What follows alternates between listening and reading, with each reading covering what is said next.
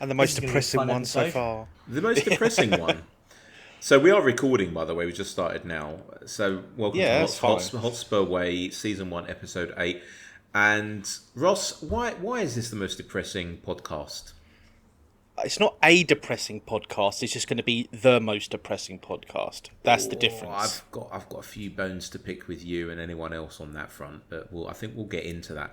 You tell us why this is going to be a depressing podcast. And first of all, No. can we just say hello to Perchy, who has a brand new lily white mic? I have got a lily one. You've got a lily one, really? A lily white mic. I like my lily white mic. Thank you very much for it. It's very kind of you. Right, you need to just speak a little bit closer to the mic. Am I close enough? Is that better? There you go. Am I better now? Oh, it's a bit too much Perchy for Is that my too near now? Yeah, you do. It's all ASMR stuff. Well, I don't know. Yeah, no, about it's that. good. Thank you very much for the mic. It's all good. It's all Thank right. you. It's all right. Ross, we'll talk about your present later on. So tell us why you're depressed. Because honestly, it's like the whole world has gone 180 and is depressed. I've been listening to podcasts and it seems like they're doing their goddamn best to depress me.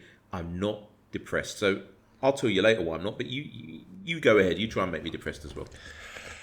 Right. For the caveat, it's not a depressing podcast. It'll just be the most depressing podcast. Only because we lost, and it's lost on penalties, and it's just frustrating because it just shows how crap our past purchases have been.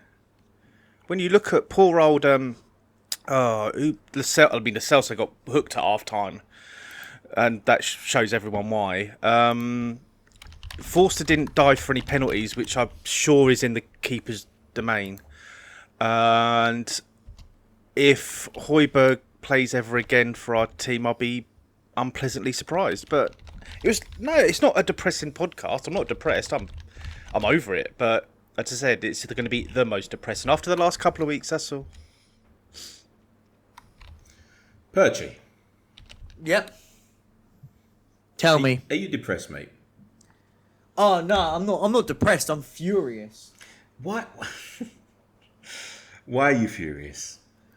because we've somehow been knocked out of one competition and we've not even got to September yet. Right. Okay. So I'm going to tell you all the tropes. Is that the word I'm looking for? All the different bits of content that I've heard swirling around the ether about why people are literally blowing their nut on this. Number one, we should not have changed 9 players. Okay, I'm going to get to that in a minute. Number two. It was clear that we had to get far in this tournament, and so why wasn't the team set up properly?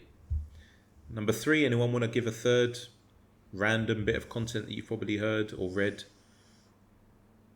The kit's not that nice. Oh, it's awful. You know, I quite like it, and I made the little gag that if you were married or had a partner who was an Arsenal fan, and she put her top in and didn't realise that you had your home Spurs kit in the wash, then that would be the outcome, that kit. I quite like it because I don't mind is it like a navy blue or black AIA Nike logo and Spurs logo? I quite like that. It's actually called taupe. It's taupe, yeah. Taupe. It's taupe. So those of you who are old enough to remember the BT ads when they used to say it was good to talk, and you had this older woman, this like Nana, she was maybe 60 something. We're talking about 80s and early 90s, where she would have her family around and she would talk to people using her phone.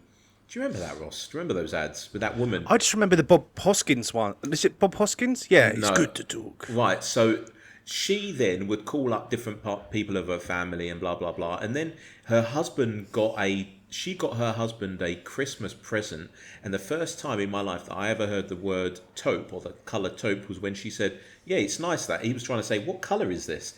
And I think that's what happens whenever taupe is shown. She said, oh, it's taupe.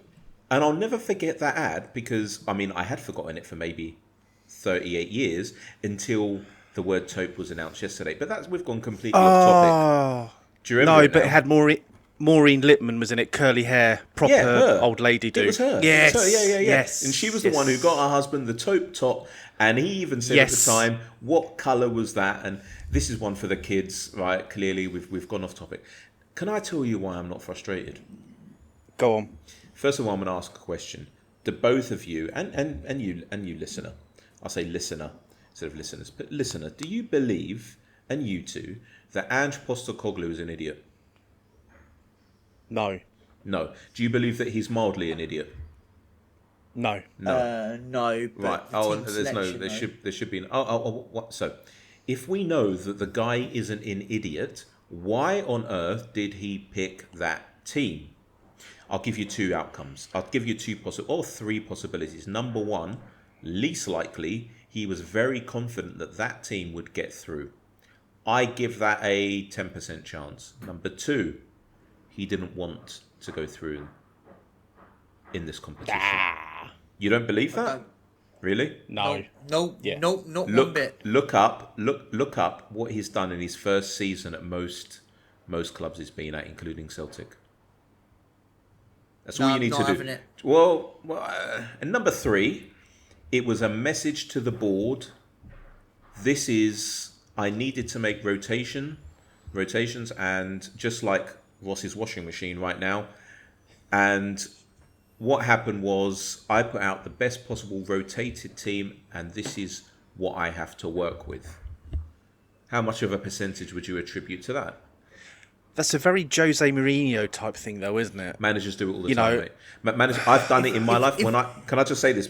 When I was working for other people, and they asked me to go and do a project, and I would say to them, I need proper tools to work with, and then this is the best I could do. I would say, this is the best I could do. It's not just me. It's in multiple professions that people do this in. So it does happen. So let's just say the most likely outcome for me is that because we have deduced that the guy isn't an idiot, he probably did put his faith in these players, but in the back of his mind, he probably knew that there's a chance that things might not go swimmingly well. Can we sort of agree that he may have thought that? If he did think that, then he loses a lot of credit, in my opinion. I don't care. I was very, very critical of other managers that did exactly this. If that was the case, Conte couldn't stand him. He did this, so I can't be a hypocrite. I think the manager. I don't believe that was the case. I think that he tried to rotate. He got a bit too clever and he tried to rotate, and he's been shot in the foot. But other managers did exactly the same thing. I've been massively, massively critical of. And as I said, I'm not a hypocrite, so I will stand by my conjecture and say that the manager got it absolutely 100% wrong. And I don't want it to come out that he did it because he's trying to prove something to the board. No, not for me. The manager was at fault for that. Did you listen to his comments after the game? Yep. What did he say? He said something like, I needed to see these players or something. Sorry, what? These players were awful. We know that. He should know this by now. Right, he should, right? Right. He works with them all the time, yeah? Day in, day out. Right. 6 days a week he works with them. Sometimes 7 days a week. So the chance that he knew that they weren't great was quite high. You could say then that he maybe thought, maybe on the day, maybe with the occasion, they're going to step up and they're going to do really well. Yeah, he probably did think that, right? Because he does like to see the good in people. I think most human beings do. But I really believe that he didn't really value this competition as much as maybe we did. Well, maybe then. Then, if that is the case, then shame on the manager. Well, I don't care. It's not shame on the manager. It is massively. 1 minute, mate. I'll explain why. So he joined when any manager in any industry joins, if the owner or their management team is worth their salt, they will hand KPIs to that manager who then passes them on to his team. And if the KPIs are the number one priority is make Champions League because we've got a fuck off stadium that we need to pay for, then That's all covered though. The stadium stuff's all sorted though. Mate, we can't be without Champions League. It's not just about the money; it's about the prestige as well. But sorry, James. Sorry, apologies on this one. But you say about Champions League, we're not in Europe this season. What reason have we got? What excuse can we make for not being in the Carabao Cup? We can't. We can't make excuses for it. Sorry, if we're gonna whatever. I don't care. Listen. If that's the case, then why does he come out with his comments the day before the match to say, "I don't care if we're playing on a rooftop or in a car park. I want to win." He still wants to win, mate. No, he didn't want us to win. You said he would happily for us to get knocked out of the. I don't think happily. I don't think it would be happy to. I just think that it wasn't the priority, because I'm pretty sure that Daniel Levy and the board have told him that the priority is Champions League. Okay, but James, what difference would it have made if we'd played a full-strength team yesterday? What difference to our season would it have made? Honestly. Number one, we don't know the. So when it comes to professional athletes like these guys, God, I'm sounding really pathetic. But when it comes to these guys, then what happens is that there are certain the sports scientist team will provide certain metrics based on how they've performed, and they'll give them certain levels. And if many of them couldn't perform for a certain amount of time. Cheers for muting. That washing machine was driving me up the wall. So if the sports scientist team have said these players, we would suggest that you don't play them, or if you're going to play them, you play them a certain amount of minutes, then we all know what he's left to work with, right? I get what you're saying. I understand that side of things, but. Then, if that was the case, you wouldn't bring him on, right? He brought these players on. Like, I wouldn't. Do you know what? I wouldn't have had an issue if he'd gone strong in the start and then gone, okay, we've done it now. We're going to rotate now and start bringing a few more players on. I wouldn't have an issue with that. I wasn't sitting there saying we had to go and play the same 11 that we beat Bournemouth with. Sitting there saying you can't change that spine. The spine has to stay the same, and he doesn't. And whatever's being said behind the scenes and stuff, you can't change. You're already put a target on your back, because a team that wins very, very little in recent history has no right to be going, we see bigger fish than the Carabao Cup. Sorry, what right do we have to say that as a football club? Fans, manager, chairman, players. What right do we have? We don't win anything. We haven't won anything since 2008. So the Carabao Cup was a real, especially without having Europe, was a real opportunity for us as a football club to go, do you know what? We're not in Europe this year, so we've got no reason why rotating and playing other players. No, we had no reason to. I stand by that. Ross, what do you make of it, mate? And then I'm going to ask one more question about this. To be honest with you, I just let you two go at it. It's odd because he did. I think he won the League Cup in his first season with Celtic. But then again, okay, Celtic, yeah, it's a bye. But look at what he did elsewhere. No, I know. It's easy in hindsight, isn't it, to go, well, he should have picked the strongest team, because that team should have been good enough. I mean, you've got nearly 10, 11 internationals there at varying degrees. I'm not saying they're international class, I'm just saying they have represented their countries in different ways. But it can't be missed that if he is sending a message to the board, and I really hope he wasn't doing that. I was hoping he's sending it. If he is, then he's playing a dangerous game with Daniel Levy, only because Daniel Levy's Daniel Levy. Yep. The only thing is it should be a message to the players that played, saying, look, you guys have been knocking on my door saying you want to play, if they have, and now look, that game wasn't good enough. You guys have all got to step up if you want a place in my team. Because remember what he said to Maddison before he joined? He said, look, even if you're here or not here, Spurs are going to go in a different direction. To be fair, we didn't actually lose the game. We've also got to remember that. We drew the game. Yeah. It was lost on a penalty shootout, which is a lottery and all other cliches. So, with that in mind, and the fact that Richie scored, to get that little monkey off his back. It isn't the end of the world. It would have been lovely to go through. I can't see Fulham winning it, obviously, but I think look, at the end of the day, it came down to Davinson Sanchez taking a penalty and missing it, and that's it. It wasn't a whole 90-minute performance, but it wasn't a good night. Go on.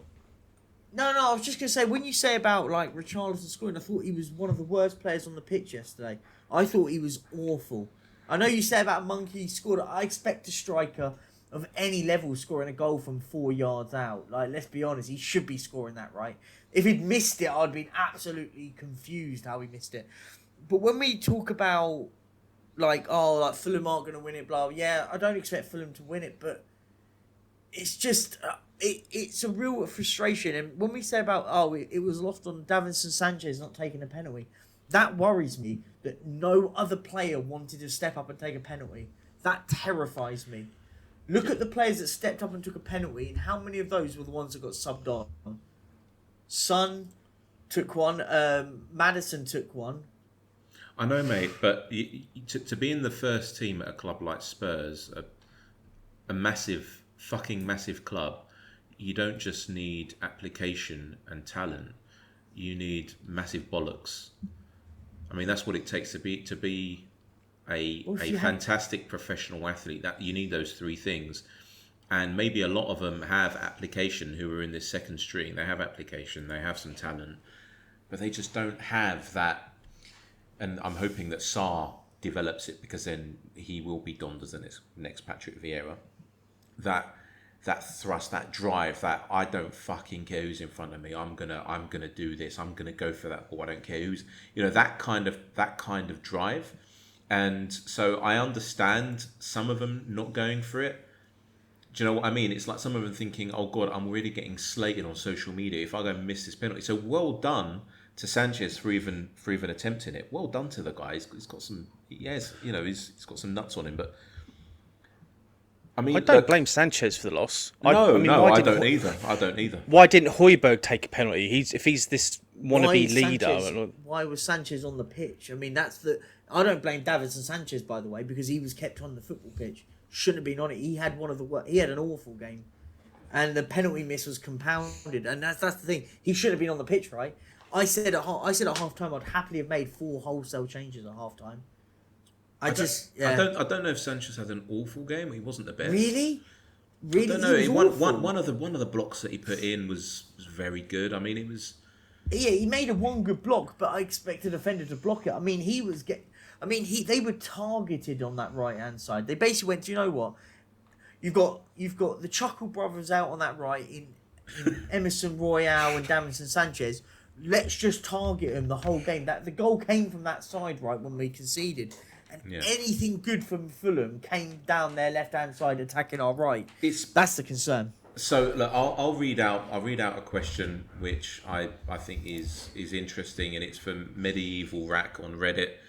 Is losing your head over a bad result 4 games into a new managerial era actually a sign that you need to breathe more / go for a walk / get some perspective? Ross, you can answer that one. Well, yeah, I mean, it's not worth... It's one result, and it is getting knocked out of a cup competition, I know, but it isn't the end of the world, really. I mean, if anyone that is... The thing is, we're obviously talking about the reaction on Twitter, and it's all hyperbole on that anyway. It's all... people are just shouting at a brick wall and all that. But, no, it's not the end of the world. It's okay. Leeds got knocked out last night by a 4th division club, basically. And, Doncaster could well beat Everton tonight. It's going to happen. It just so happens it happened to us. And it's not a shock that we lost. I mean, Fulham are a Premier League team, and they did snatch a draw against Arsenal at the weekend. So they're not going to roll over and die for us. We seem to have this inane thought that we should turn up to these competitions and do well in them, but it doesn't always happen like that. I mean, just because we have been in the Champions League X amounts of years, we've only reached the final once, and I don't think we... Go on. Sorry, mate. Yeah, but Ross, when you use Leeds as your example, I look at Leeds' team and I go, That's a first. That's like they played their strongest side. Yeah, they got knocked out on penalties, but they got. The worry I have is that the way I'll always go back to it. If we'd got knocked out and we'd played our strongest team, and you know what, you just put your hands up and go, today weren't our day. It just weren't our night. It didn't happen for whatever reason. I go, do you know what, it is what it is. But there's so many if, buts and maybes with Tottenham at the moment because of the way that we fielded the team that wasn't good enough, right?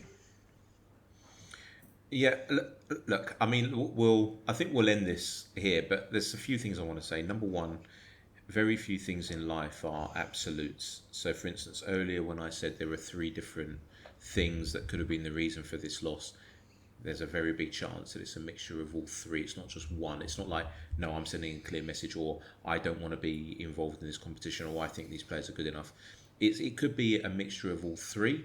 The thing is, knowing Ange, and we can see that he's clearly intelligent, changing 9 outfield players was a bit of an odd decision, because when he said that I needed to see these players, I mean, I can read you the quotes right here, where let's find it. So he said, how am I going to find out my players?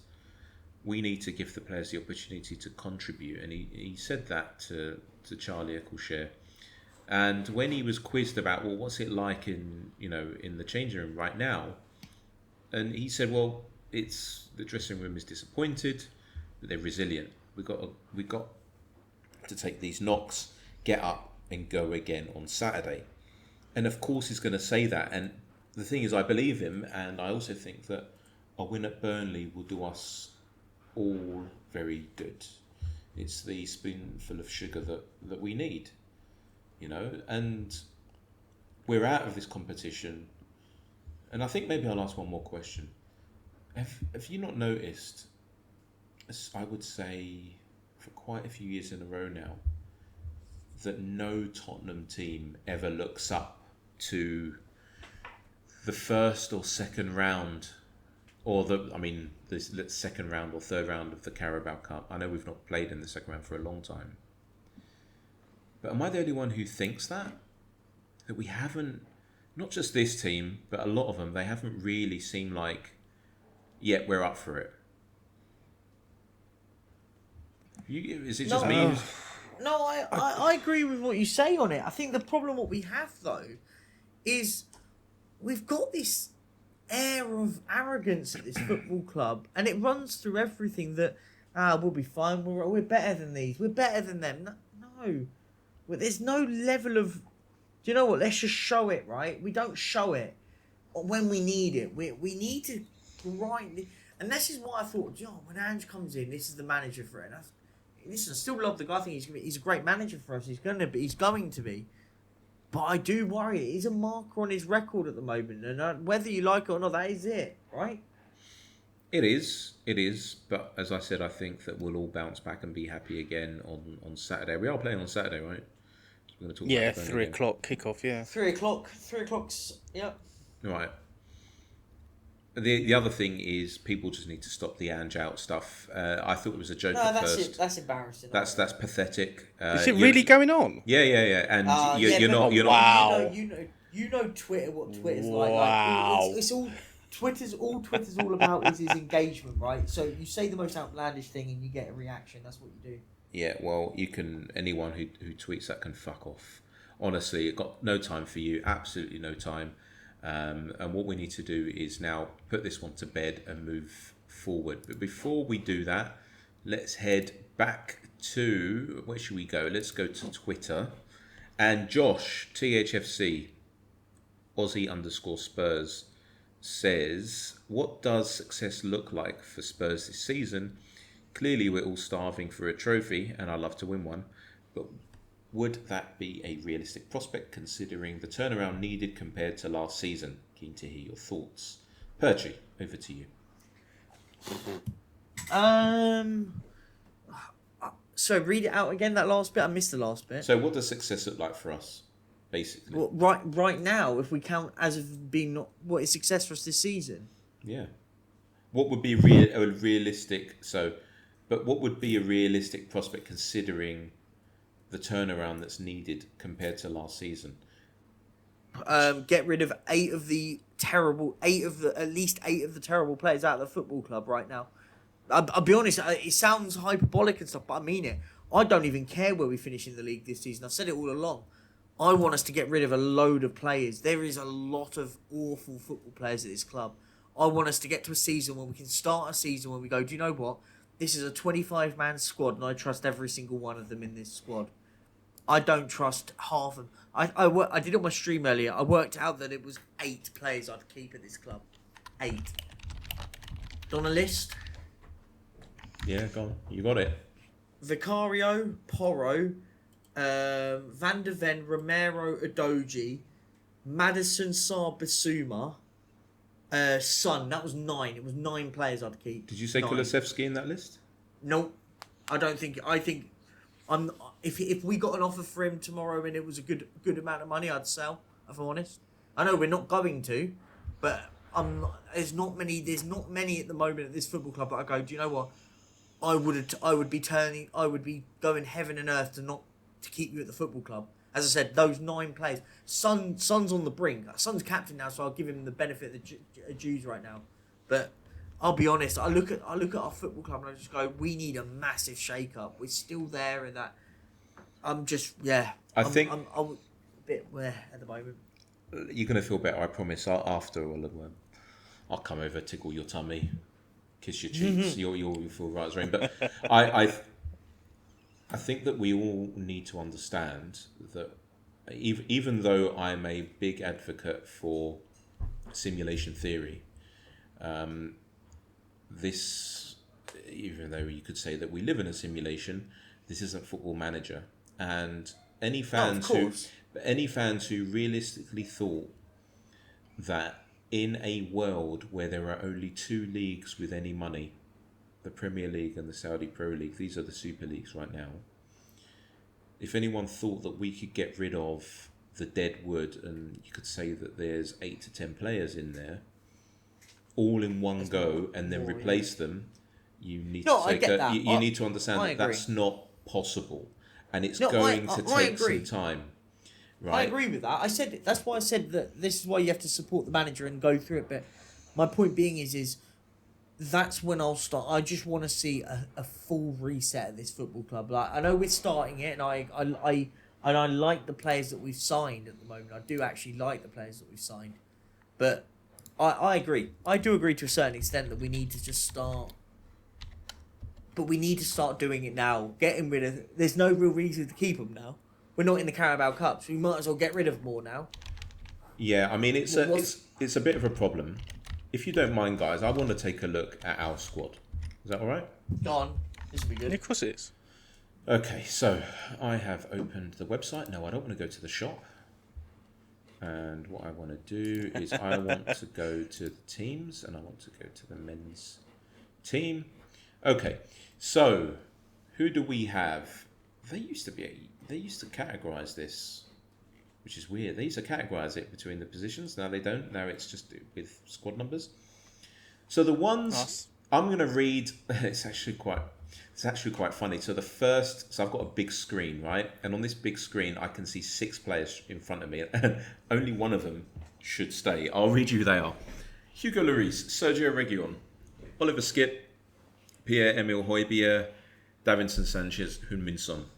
Out of these, if we could say we could sell all of these and get good money for them, I would sell all of them apart from Son, including Skipp. No, I would. I mean, he gives his all, but is he the type of player that's going to take us to that next level? I don't think so. I think Skipp could go. If we get a good offer for him, I'd sell him now. All right, so now we move over to the next 6. Let's see. I would say we can keep 1, 2, 3 of these players. I'll read you the 6. Yves Bissouma, Richarlison, James Maddison, Brian Hill, Emerson Royal, and Guglielmo Vicario. How many of these would you keep? 3. 4. So you would keep 3 and 4. Bissouma, Maddison, and Vicario. Yeah, that's 3. That's who I would keep. That's who I would go for. I'd love to know who the 4th is, Ross. I'm digging. I'm keeping Richarlison only Why? because Because we haven't bought a striker. Yeah, I mean, but if Yeah, we could, yeah, that. but if we could, we could replace him. Let's say we could sign any player within our reach. You would still keep him. well, if we're going in full Football Manager mode, then no, I'd sell him. But I think we have to kind of think realistically. I mean, again, I'd point out who do we buy, who can we buy? I mean, everyone keeps saying this gift or. I'd put Hugo Lloris up top right now. Honestly, I'm genuine, and you think I'm being crazy about it.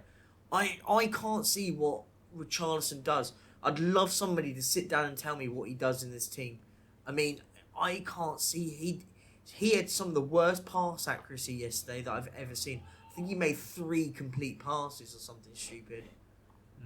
I mean, whenever I have conversations with other mates about him, one of them always says, "But he works hard," and it's like I do the Jean-Luc Picard facepalm at that point. I'm picturing it now, where it's like he's a Premier League fucking footballer.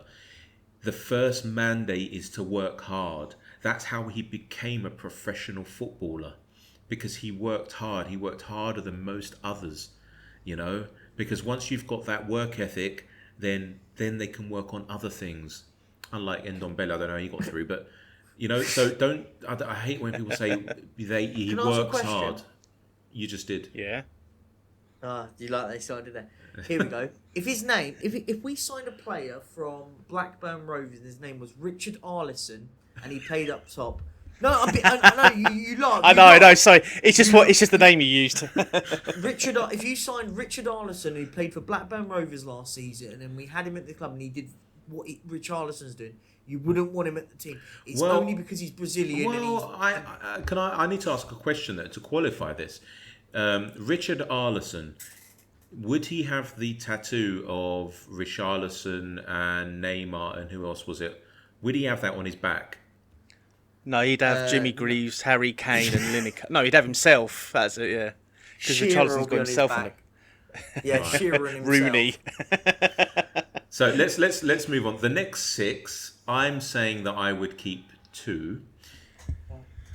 Ivan Perisic, Eric Dyer, Christian Romero, Giovanni Lo Celso, Ryan Sessegnon, Fraser Forster. I'm saying we Jaymes, keep 2. Yeah. I'm looking at the same screen as you. How much should we read into the fact that Perisic, Sessegnon, Brian Hill, and a few others aren't in this year's kit? I just find that weird. It just kind of stuck out a bit. Oh yeah, look at that. Oh, I've just noticed they've got different kits on. Yeah. How weird is that? Oh, okay, that could be a marketing thing. It could, it's just reminding us that there is the older kit. So maybe, but I would have done it differently. I'm in marketing, so I would have done for instance, when you highlighted over Ivan Perisic, it would have said this is last year's kit, get 50% off or something, but they didn't even do that. Donna, come on, Donna, we've worked together. You know you can do this. I would keep 2. I would keep 2 out of these 6. It would be Cutie and it would be Perisic. The rest of them can get in the bin. 1 for me. So Cutie for you. Yeah, just Romero. I'm keeping this. I would keep the same 2. Perisic is a good last 30-minute player. Yeah, Mr. Zimmer frame and Cutie, right? 180 grand a week for me. I think he's in this system. By the way, he's a lot better. But if someone came in and offered money for him tomorrow, I'd sell him easily. So yeah, the only one I would keep is Romero. All right, then we've got the other 6. So we have. Have you seen his picture? Yeah, I have. So we've got Dejan Kulusevski, Pedro Porro, Jed Spence, Japhet Tanganga, Mana Solomon, Ndombele. He looks like. Do you know what he looks like? He looks like someone who's on death row.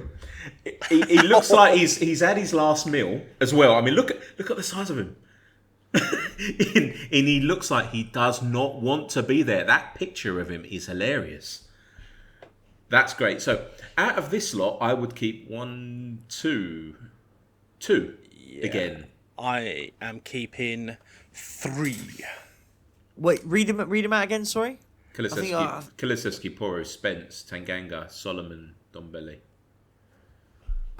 I mean, if honestly, right now, one, maybe two. Which one? Uh, Porro? Pedro Porro at the moment, and maybe Kulusevski. I'm listening. If someone came in and put £40 million on the table for Kulusevski, I'd happily sell him. But yeah, I mean, it's probably as tight as that for me. Okay. Saying that though, Solomon's not had a chance yet. He's only played like one game. Solomon's fair. Actually, no, that's not. He hasn't really done much. But again, it's one of those. I'm not massively sentimental. Like, if you got money for him, yeah, I wouldn't care if he was sold. But yeah, I don't know. Right. So by the way, so the reason we're doing this is because we're coming up to the transfer window absolutely slamming shut. Did you hear that? Right. That's how it's going to make that noise. It's shut and it's not opening again. Right. So we have the next six, and we've got Pat Maté-Sarr, Rodrigo Bentancur, Ben Davies, Ashley Phillips, Alejo Veliz, and Mickey van der Ven. I am keeping 1, 2, 3, 4. I'm keeping all 6. I'm keeping all 6. Yep. Wait, say him again? It's easy if you just go to tottenhamhotspur.com. Yeah, I should have just done that. /men/players.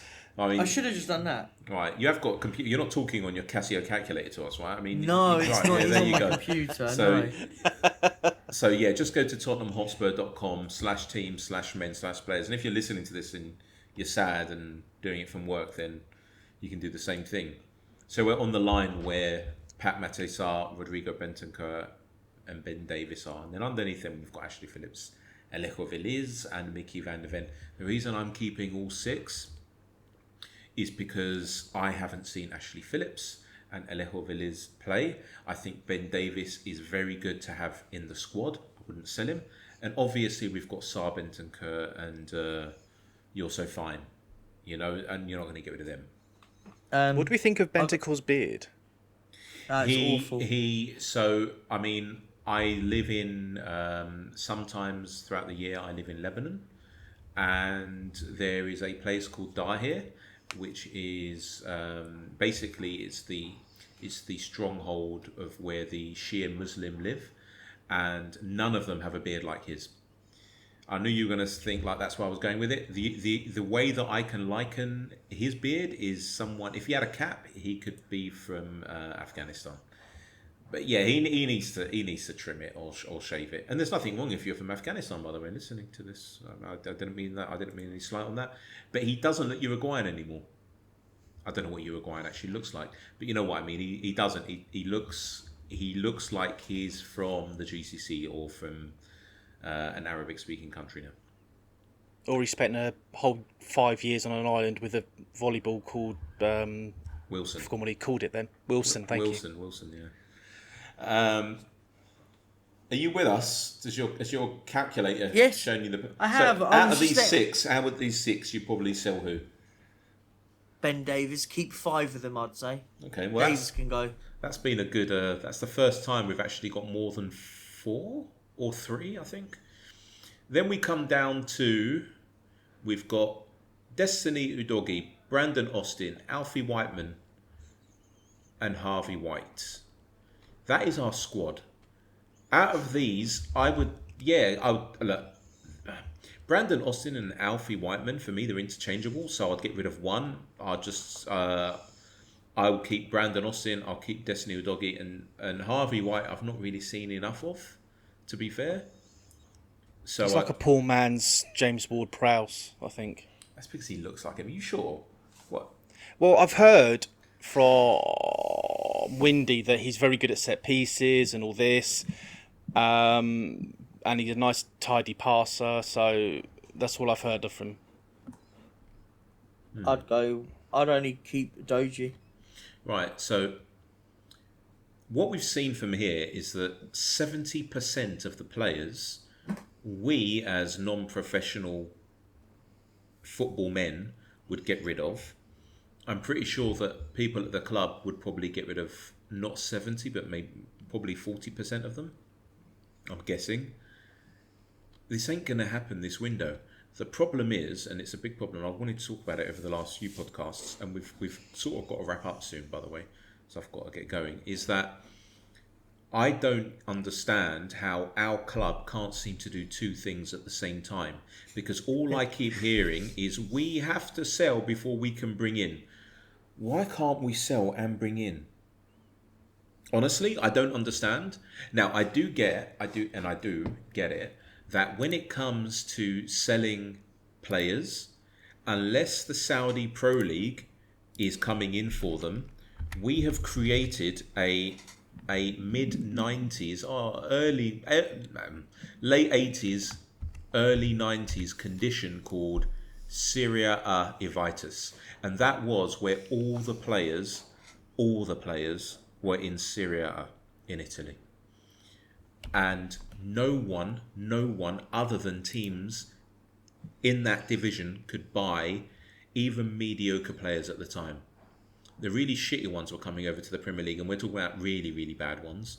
And Italians would never come over at that time, late 80s.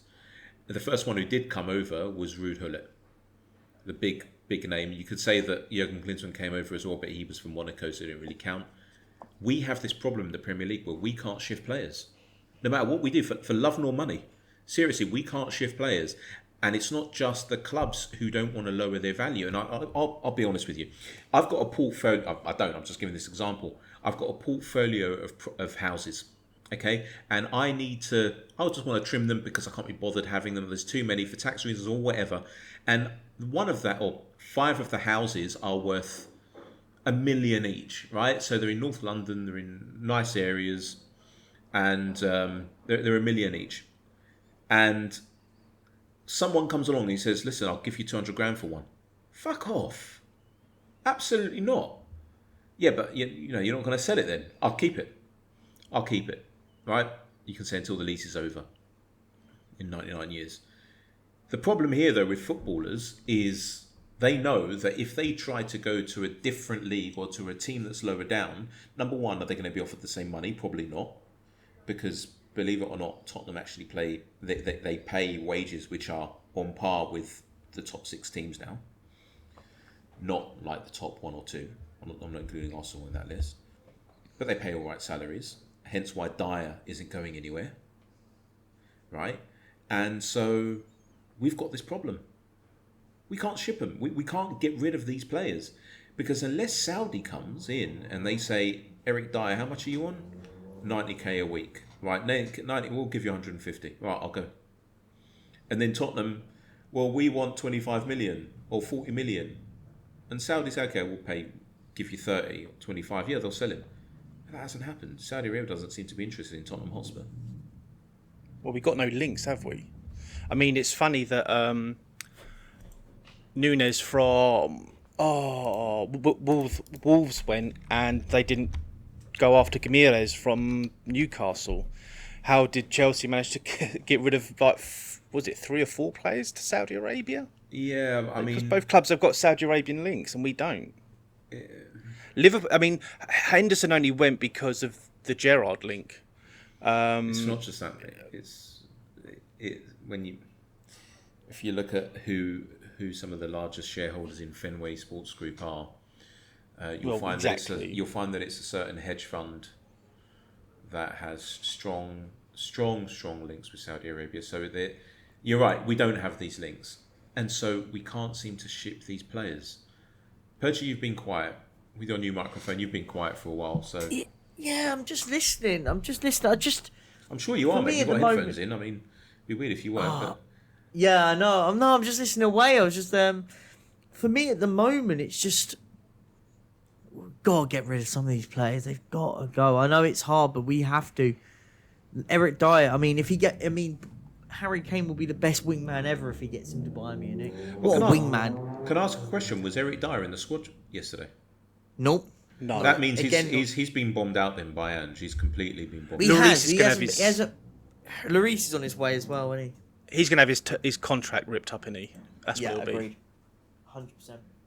100%. So, look, if I'm not in football, right? I'm not. I wish I was, God, there was a chance when I was a lot younger that I could have been involved. I'll get into that maybe another story another time. But what I do know is that when it comes to business, when there are certain deadlines involved, clubs who want your players, they won't even make their interest apparent until the last day, because they know that, let's say Eric Dyer, you might want 25 million for him, and Spurs will be right to send him to another club with a year left on his contract. In fact, let's even say 15 million. Okay, and they know that if we go in with 7 hours to go and we offer 8, they'll probably accept it.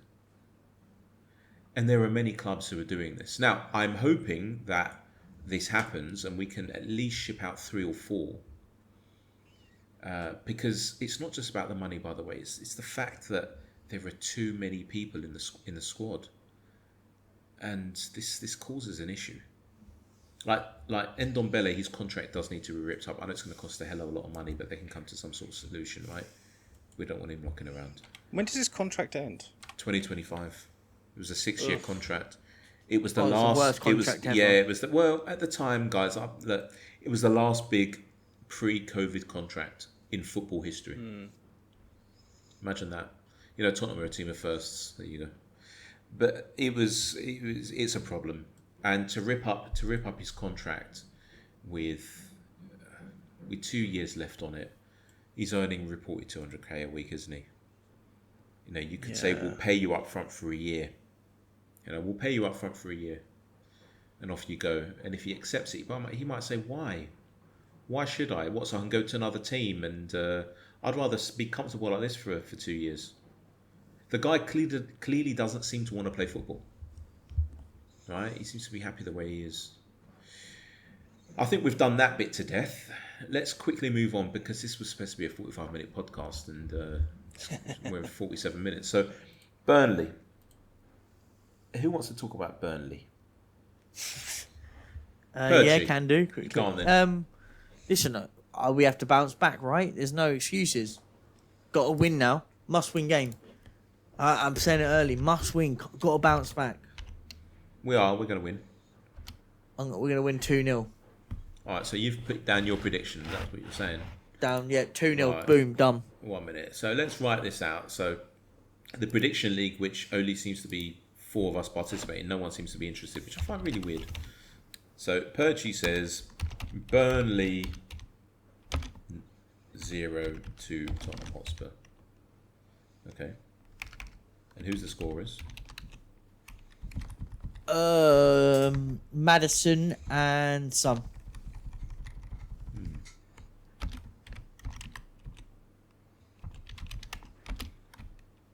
Ross?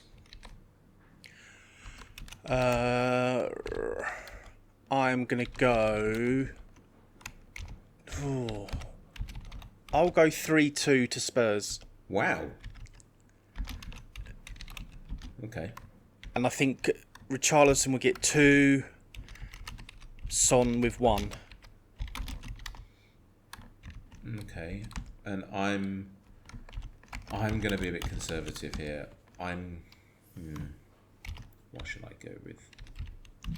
I think it's going to be 0-1 to Spurs, to the great Tottenham Hotspur. And who should I say the goal scorer? I think will your doggy play? Yeah, of course he will. Don't know. He didn't seem too happy after the game. Yeah, doggy. There you go. So that's our prediction. But what do you think will really happen? It depends how many Man City players are loaned to Burnley this week. That's actually a really good point. Because it's him in it, and I've forgotten his name. Who's the Burnley manager? Vincent Kompany, that's it. Yeah, I couldn't remember his name. You can't loan any more than one player. Really? Yeah, you can only loan from one club per league, like one club per team. Sorry, in the Premier League. That's fine, but Manchester City own 7 clubs around the world, so they can give them 7 players, can't they?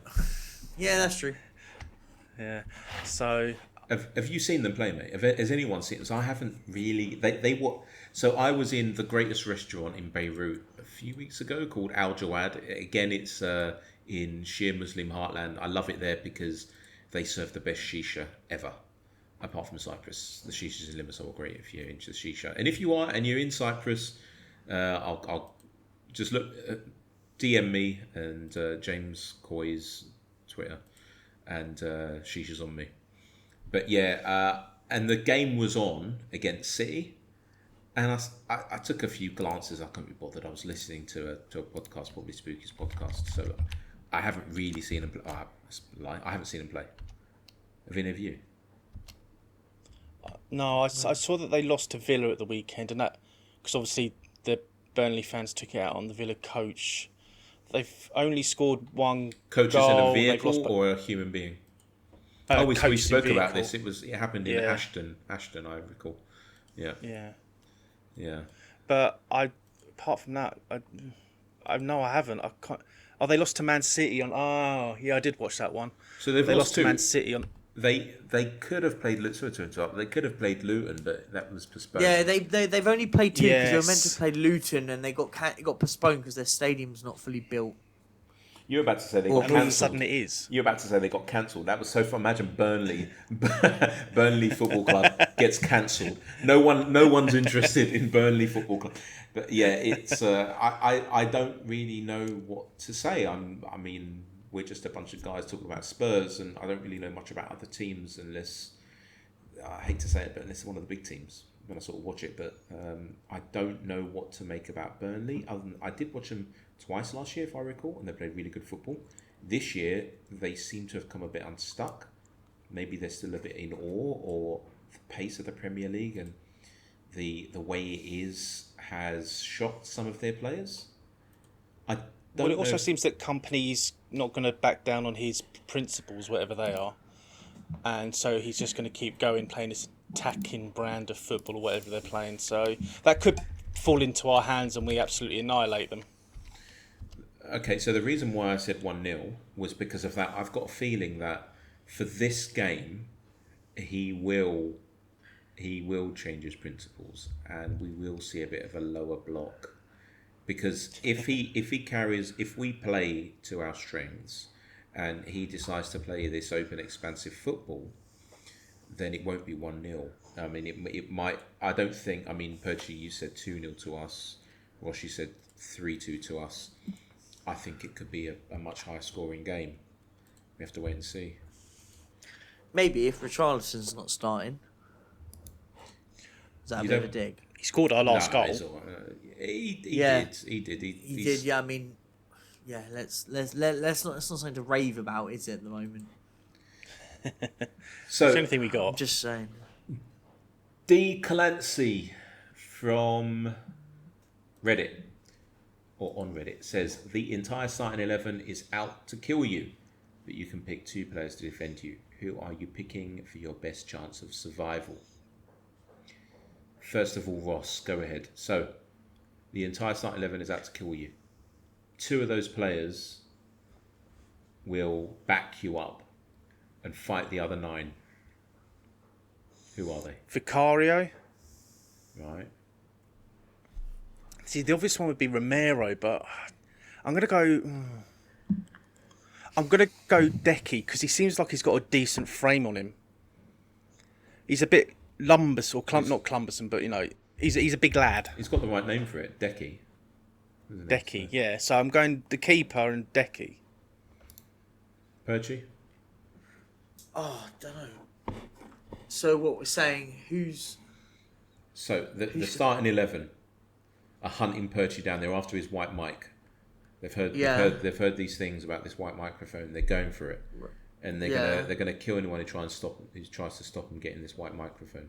And then 2 of those starting 11, and we know who the starting 11 are. I mean, they've played the last 2 games, right?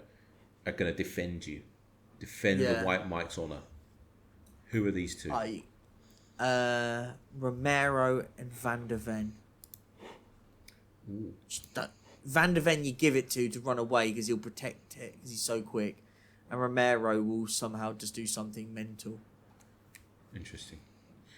Troll de jour on Reddit. He asked this on the last one, but he asked it too late. I'll read it out now. Are you concerned that Levy might accept 9-figure fees for Udogie, Mickey van der Ven, Madison next summer, pay off the stadium and reinvest in truly shite players? Because it's literally all I think about. No, he won't. No. He won't do that. No. He won't. But the thing is, it's not just Troll de jour who thinks like that. There's a few people that I've seen that think like this. I'll tell you why he won't. He wants the big win when ENIC and he and his family sell the club. The reason why he would like to stay on is because if the club, he said this at the time when the club was valued at 2 billion. I don't know if you saw this, but when the club was valued at 2.5 billion, there were leaks that said that Daniel Levy would like to stay on. So Joe Lewis could get out, and his shares, which were around, I don't actually know the number, is it 70-something%? So he would get a lot of that, but Levy would be once again the minority shareholder, and there will be a bigger shareholder. The reason why is because he knows that maybe in 10 years' time, when he is 70 years old, the amount of money that he would have got for his shares would have maybe gone up 5 or 6 times. And so this is why he would like to stay. So he's not interested in devaluing the club. He wants the club's value and the club's stock to be as high as possible.